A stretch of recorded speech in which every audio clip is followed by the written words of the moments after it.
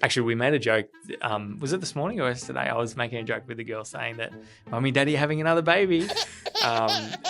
My wife didn't appreciate it. My girls didn't appreciate it. And I asked Willow, I said, Willow, would you like to have another one? And she's like, no, too much work. And I'm like, you're very pragmatic. So I'm not going on paternity leave.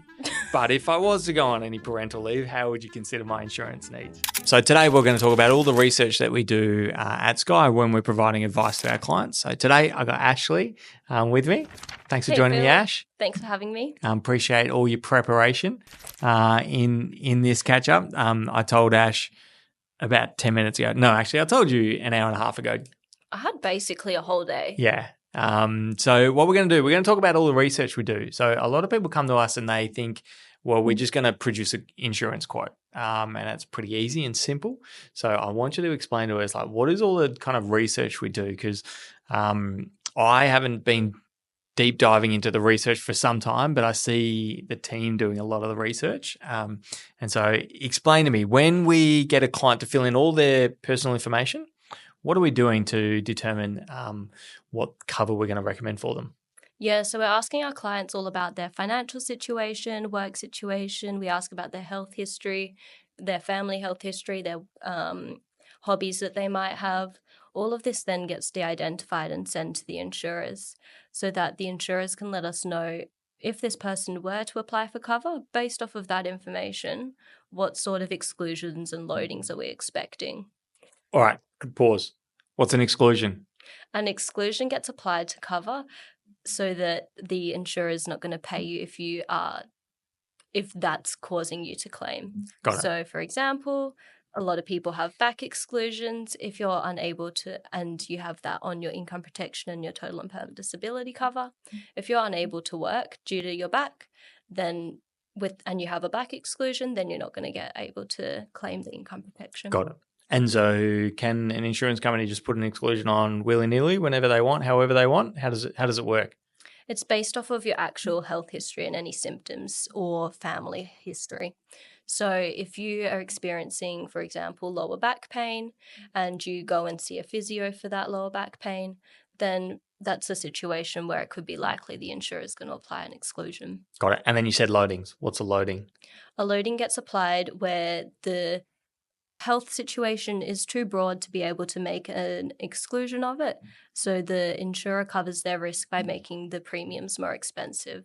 Okay. Cool. Is it a good example of why they would put a loading on? The most common one is people with a higher BMI. And so if we're sitting around the 30, 35, then BMIs start getting put on, and we're looking at about starting at 50%. Yeah. And Got increasing. It. All right, cool. And then what do we do from there? So from there, once we get all of the information back from the insurers, their expected exclusions and loadings, we then do a bit of a deep dive through what they've said, because not always that the insurers will come back saying the same thing. So we then need to have a look line by line what the insurers are saying and see who's likely to give the more preferable terms. Got it. And so when you say preferable terms, you mean like the least amount of exclusions and loadings and things like that? Yeah, and so often, sometimes we'll see that one insurer will apply a loading for a pastime, whereas another insurer is going to apply an exclusion. When that's the case, we're leaning towards the loading so that the person is able to continue getting access to be able to make a claim if they were unable to work through that pastime. Yeah. Cool. And then what do we do? So then once we've determined how the terms are looking, we'll then go over to our quoting software that compares all of the different insurers. I missed a step. Okay. First off, we will have a look at their situation and determine how much cover we think they need. So we'll put in details about how much debt they have, if they want to have debt. We'll put in the details about their work situation, family situation, and come up with a rough idea of how much cover we think would be appropriate for them to have for the life, TPD, trauma and income protection. We'll also have a look at what they've said and work out what the most appropriate waiting period is going to be for their income protection and see what benefit period is accessible to them. Based off of their age, we'll have a look at if we think stepped or level premiums is going to be more appropriate. And then once all of that's been collated, that's when we'll go over to the comparison software that we use. Got it. Well, yeah. All right, cool. There's a lot. We talked about stepped and level premiums. So they're not called stepped and level. What are they called these days? We now have variable, age-based, stepped, and variable age-based, I believe. It's ridiculous. I still call it level and step because I think they're ridiculous names. But essentially, level means you pay more today, theoretically less in the long term. Stepped is you pay less today, theoretically a lot more in the long term. Cool. So once we've done those things, what are we doing? So now we're going over to the comparison site and we're chucking in the amounts that we think, chucking in the waiting period, chucking in how much the benefit period for the income protection, if we're going to be using stepped or level, and we're seeing which insurer is coming up to be the most affordable in their premiums. Now, we aren't always just picking straight off the bat the insurer that's the most affordable premiums. We'll also be comparing that to who's giving the most preferable terms. And generally, if the terms are all quite different, we're going to be leaning towards picking the more preferable terms. Yeah. And so when we talk about terms being different, so we can have like an example of a client who comes back. One insurer says, Ash, you're getting a back exclusion. Another insurer says, Ash, you're getting a mental health exclusion. Another insurer says, you're getting both. We'll chuck both of them in. And another insurance company may say, actually, we're not going to worry about any of those pre-existing health issues. We won't give you any exclusions. And so we're factoring that into the recommendation. And You're saying which, out of that example, what insurance company would we lean towards? We're going to be leaning towards the company that's not worried about the mental health or the back. Yeah. I actually had a client the other day where the different insurers all came back. I had one putting loadings, one putting exclusions, one putting a combination, and then one of them just said, no worries at all. So yeah, it happens. Yeah, it happens. I mean, it happens a lot, and it always happens and it's always has happened. It means this conversation that we have with our clients, can't we just get a quote, is kind of, don't want to be disrespectful, but it's like laughable to be like, well, yeah, we can, but we don't know which insurer is going to give those terms and on offer until we get a good understanding about your health history. All right. So once we've gotten the health information, we've worked out the level of cover, we've worked out the structure of the premiums, and then we've gone and gotten the quote, and then we've selected an insurer. Are there any things that factor into the research and the advice? Yeah, so we do some projections and we have a look at over the long term if the first year premiums are still matching up with the client that's going to be the most affordable in the long run. We also have a look and get some projections to check if stepped and level, whichever we've picked, is the most appropriate in the long run as well. And then we go off to the quoting software, so long as the affordability is looking okay. Yeah. Cool. And so, that's fairly straightforward. I've got some scenarios for you, some fun ones. So what happens if we've got some existing insurance cover? What are we doing? How are we adding that into our research? Yeah, so if the client has existing cover and we're not expecting any exclusions or loadings, then generally we're looking to replace the cover and doesn't affect the situation too much. Yeah. If the client has exclusions and loadings that we're expecting on the new cover and doesn't have any exclusions and loadings on the old cover, then we're going to be factoring in the amount of cover that they do have into what we're going to be recommending.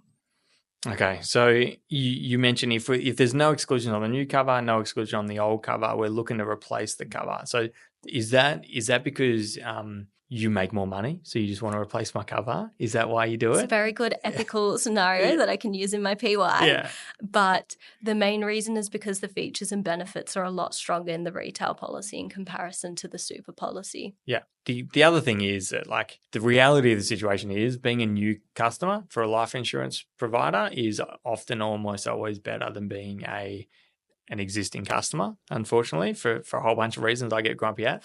And also group cover, even those super funds, there was one of the first projects you did when you were here is researching the group provider versus a advice, provided through a financial advisor is, for our clients, is generally cheaper most of the time. It's cheaper to move from that group provider into your individual policy. And do you know why that is the case? With the group insurance, if you just take out the default amount, it's generally more affordable because of the way that they tend to get the contract.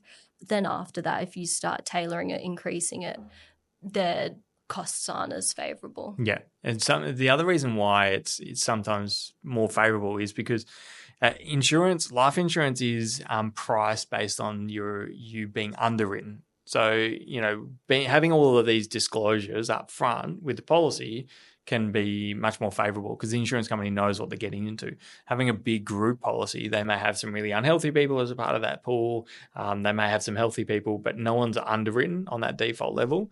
And so often a big group of people, healthy, unhealthy, even though it's small levels of cover, means that from an underwriting point of view, insurers like that much more. So that's it averages out their risk. Yeah, exactly. Okay, so what happens if we've got an exclusion or we're expecting an exclusion and we're going to retain the existing cover?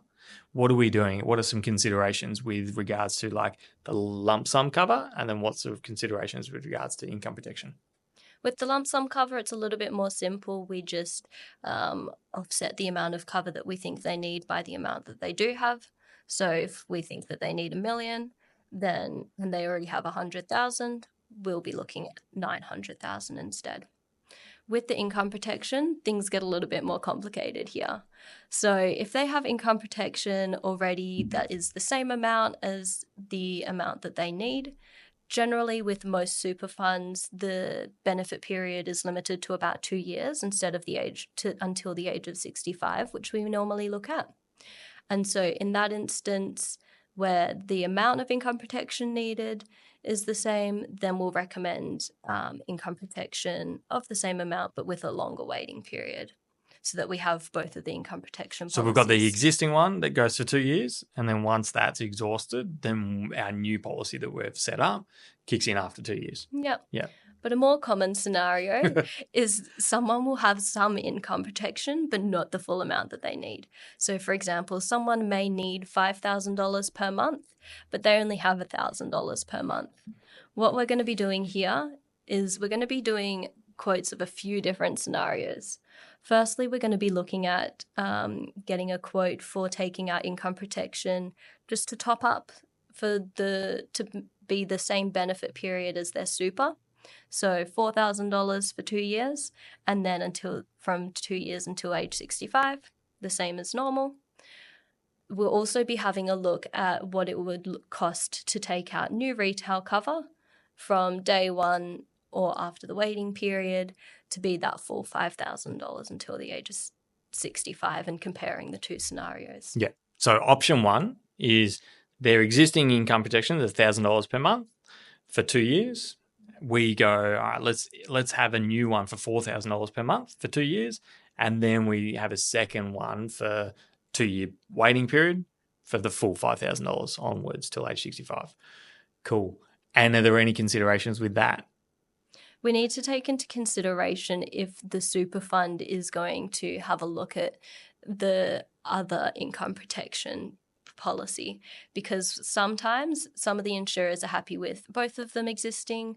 Others are going to reduce the amount of income protection that they pay by an income protection policy that you already have. Yeah. So in that scenario, if they had a income offset, that $1,000 a month, if they had an income offset, how would that be treated under that claim? So we've got the $4,000 a month and the $1,000 a month. What would actually happen at claim time? At claim time, the person insured is only really going to have access to that retail policy. Yeah.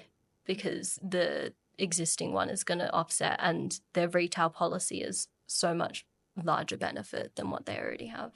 So if anyone's out there doing their own income protection analysis, just read the PDS and search income offset, or there's sections in the PDS that talk about like when you claim what happens, and it'll talk about like will there be an offset on that income protection for anything else. And so some default covers, they do offset any other income anywhere else will fully offset that income protection. and some will pay both or will allow both payments as long as the total amount's not over a certain figure. So a lot of variables so far, Yes, a which is lot. good. And then now talk to me about if I am going on parental leave soon. How are you dealing with me? Depends how soon. And Actually, we made a joke. Was it this morning or yesterday? I was making a joke with the girl saying that Mummy and Daddy are having another baby. My wife didn't appreciate it. My girls didn't appreciate it. And I asked Willow. I said, Willow, would you like to have another one? And she's like, no, too much work. And I'm like, you're very pragmatic. Anyway, so I'm not going on paternity leave. But if I was to go on any parental leave, how would you consider my insurance needs? yeah, so it depends how soon it is and if we'd be able to get you through to application before you started maternity leave or before the baby came. Each insurer has their different rules. There are some insurers that are willing to offer income protection right up until you give birth to the baby. Most it's until you go on maternity leave, all sorts of different considerations there.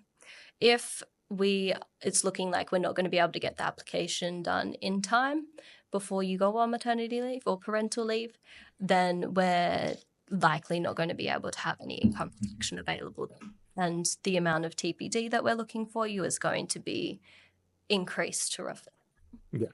Yeah, so basically complicated. If you're planning on having babies, get your insurance well before you get pregnant or have babies. Preferably. It makes our lives easier So much. and our clients' lives easier, but also our lives easier. Yeah, it means that there's less pressure. Once we've worked through everything, then you get a bit more time to have a think about it. Yeah. And I guess the question people might have is, well, if I'm going on parental leave, do I actually need these covers? Definitely better to take it out now rather than later because you never know what sort of health situations could come up in the meantime. Yep. And then if you're taking out income protection just before you go on leave, then we can look at pausing the cover and doing all sorts of different things. Yeah, and we were in a session yesterday. I'm going to test you. In our session yesterday, we had with an insurer, how many people have postnatal depression? How many women have postnatal depression? Nah, 1 in failing 6. the test. How many men have it? What? The stats are there. How do you got to pay more attention? I need to pay more attention. 1 in 6 women and 1 in 10 men. Wow. Yeah, have some form of postnatal depression. Is it postnatal for men? I don't know. But post-baby depression is what it's called. And so, if you're getting your insurance before that and that postnatal depression is more severe and quite acute and it limits your ability to go back to work, then you've got the cover in place. So, yes, anyone out there who's thinking about to have babies that don't actually need income protection, think again. They'll get your income protection sorted. And even if you don't have any history of any mental health troubles beforehand, potentially that could be affecting it going forward too. Yeah, exactly. Yeah. So if you didn't have insurance and you didn't have a history of mental health condition, and then you had postnatal depression, and then you went and got cover, the insurers may put an exclusion for mental health. Now it's situational. They may, over once you're a year away, they may not put it on, but it is a factor as well. So let's talk about pastimes. Let's talk about if I ride horses. We were talking about that in the office today. So if you have a riskier pastime like horse riding, outdoor mountain climbing, mountain biking, skydiving, scuba diving. Have you ever done skydiving? No, not yet. I don't think I ever will. I'm scared of heights. Sorry, you were saying? I get distracted often. So, yeah, risky pastimes. How does it impact? Risky pastimes, these can result in an exclusion or a loading. Sometimes the insurer will provide you the option. Some insurers might say one way, some insurers might say the other way. This is the most sort of common scenario where we're seeing options and differences across the different insurers. And so here at Skye, we're leaning towards the insurer that's going to offer the loading as opposed to the exclusion. So that, for example, if you were unable to work due to a horse riding incident, you would still be able to go on income protection claim. You're just paying for higher premiums because of it. Yeah. And there are other things like family history, like There are some, like breast cancer. If you have family history of breast cancer, some insurers will say if your mother was over age 40, all good in the hood, that's no issues. But others will say it's straight exclusion. If your mum was over 50 when she had breast cancer, some other insurers would say, yep, that's okay. Some will give you either a loading or an exclusion option. So there's a lot of these kind of, alternatives. So it's never when it comes to exclusions or loading, it's never like this is definitely the way to go. Like we will make a recommendation to our clients, but we also kind of offer the other and say, hey, this is also the other option for you. And we can kind of educate our clients and empower them to kind of make their decision that they feel comfortable with. So now hours worked. If go back to less than 20 hours a week, how does that impact? There is one insurer that's willing to offer income protection if you're working 15 hours a week. But if you're working less than 15 hours, income protection is likely not to be available. And then with the total and permanent disability cover, there's some different definitions there. There's the occupational definitions of own and any occupation, and then there's the non-working definitions. And so if you are working limited hours, some of the insurers may tailor your definition accordingly. And so I've seen one of the insurers was only limiting to any occupation when the client was working 20 hours. And so that means that the insurer is going to look at, to be able to make a permanent disability claim, they're going to be looking at your ability to perform any occupation that you could have the reasonable training, skills and experience to do. Whereas with that own occupation definition, they're looking at anything that you are actually doing before claim, what your actual duties are. And what happens if you're in the office 40 hours a week like me, but maybe not productive at 40 hours a week? Does that matter? The insurers aren't necessarily looking at your productivity. Okay, they're looking at what you're contracted to be doing. Very good. There is a funny one with teachers in Queensland. Their contracts say that they work 5-hour days, whereas they're in the office a lot more than that, and they're full-time. So their full-time hours come to be about 25, which raises a red flag with some of the insurers. Yeah. But they're full-time employees. Yeah. If it says 5 hours a day, but you're like 0.8 of working, then it becomes an issue. That's crazy. I mean, like, yeah, okay. I'm not fixing Queensland education department, so that's okay. That's not my thing. All right. So what happens now? We've done all this research. We've done everything. We've considered default cover. We've considered existing cover. We've put this Lego piece together when it comes to insurance. But then it's just too expensive. Yeah. What are we doing? So let's say in this hypothetical situation, the client is 30. Just as a starting point, because normally at 30, we're looking at recommending level premiums for someone. The first thing that we can do here is we can have a look at having some of the premiums on stepped. Don't necessarily have to have all of the covers on stepped. We can do mix and match there. We could also look at increasing the waiting period. So going from a 30-day waiting period to a 90-day waiting period can make the premiums more affordable.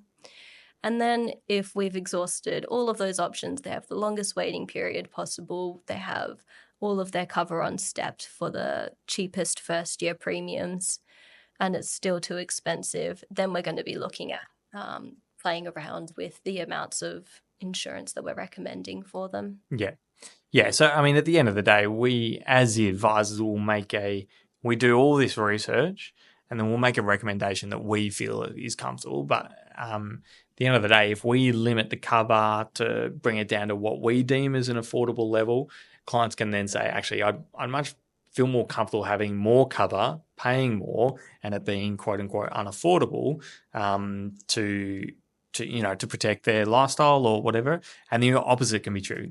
We can deem something to be affordable, but clients may balk at the premiums and go, oh, that's way too much. So once we've done all the research, we've made the recommendation, we've had the meeting with the client, and if they want to make any changes up or down, like how do they go about doing that?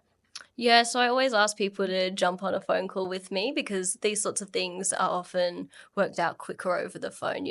I can play around with our quoting software live with you on the phone and let you know live how the premium's looking, and we can tailor it a little bit more quickly.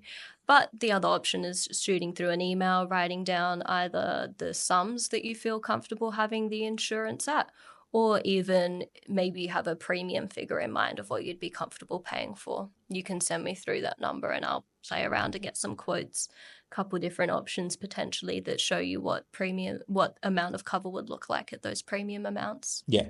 Well, I got a question for you, a spicy one. So you get paid a commission, or the business gets paid a commission. So, if I'm calling up Ash and going having a conversation, won't you just want me to spend the most amount of money possible? Look, we have a code of ethics. Yeah. And so we all are guided by this code, and we want to make sure that we're putting our client's best interest first. We, as a business, get paid a commission, but our salaries are not driven by this commission. Yeah, Ashley doesn't go pay more or less based on any individual client. Maybe Phil does, but yeah. I mean, but it is also, it's an important thing to talk about, and the reason why I asked the question is because these are the questions people think about. I'm sure all of our clients think, well, yes, I want to come and partner with Ash and to tailor my insurance that's needed for me, but there is always this bias that people have these questions. I was talking to one of my good friends.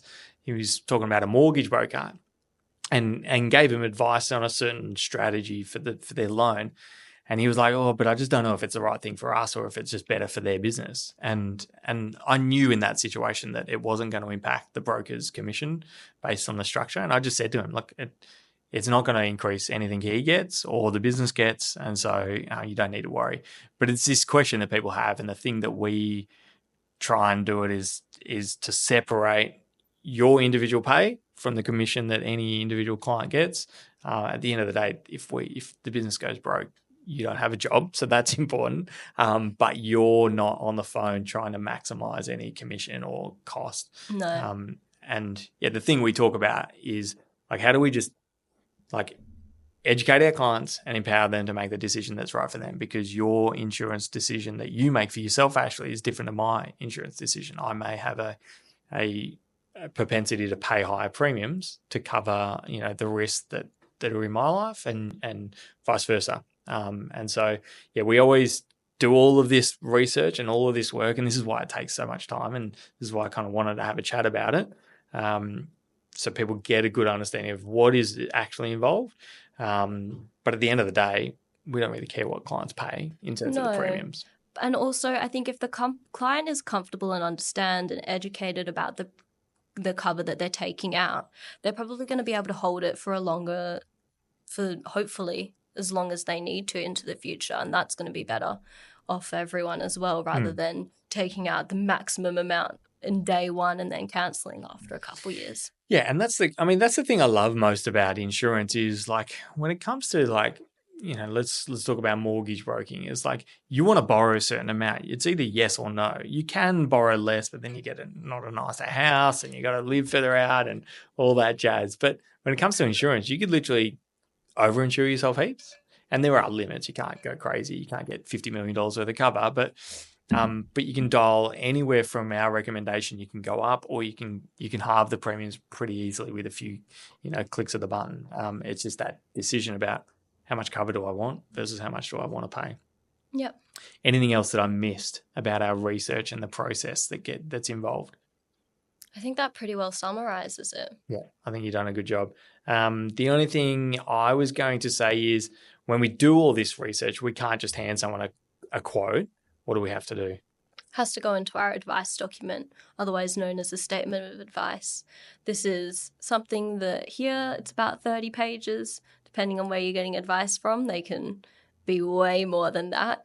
And so in this document, we include in it for our clients all of the research that we do. Again, not something that everyone does, something that we want to make sure our clients have so they can be educated. And it goes through how we've come up with our recommendations, why we're comfortable with them, the disadvantages and risks of implementing the strategies that we recommend. Yep. How many hours do you think would you estimate it takes our whole team to prepare an advice document? Oh, okay, let's think. So the pre-assessment stage, there's a few hours there. We got the paraplanners, we got the writing of the advice, and then the actual advice meeting. Just until that stage, there's probably about at least minimum 10 hours that have gone into it. Do you think that's it? 10 hours? Oh, I don't know. I think it's heaps more. It feels like it's so much more. The amount of research. Actually, you know what? Just the paraplan is probably putting in about 10. So it's probably more like 20. Like I was talking to Seb the other day and he's like, I've only looked at like 2 deals this week. Look, starting out's brutal. brutal. But it's just like, it's like the amount of, and then just all of these like, this thing, like, because you go down the line of all these research things and then one thing kind of is a hiccup. Then you basically got to go all the way up the top and go, okay, I got to redo all this research, redo all the, because it's not even just like get the right outcome, because the right outcome is relatively straightforward. It's proving if ASIC ever knock on the door, how we got to the right outcome. So producing all the reports and everything is the painful bit of it all is, we've got a great amount of consumer protections, but it means that we do probably an extra 5 hours of work just to prove that we got to the right outcome. That's hiccup free. Yeah, that's it. Yeah. Well, so that's, I reckon, an extra 5 hours of work just to prove we got to the right outcome in case anyone needs to knock on the door. Yeah. The beauty of financial advice in Australia. Awesome. Thanks, Ash. Appreciate you taking the time to walk us through that. No worries, Phil. It was a pleasure.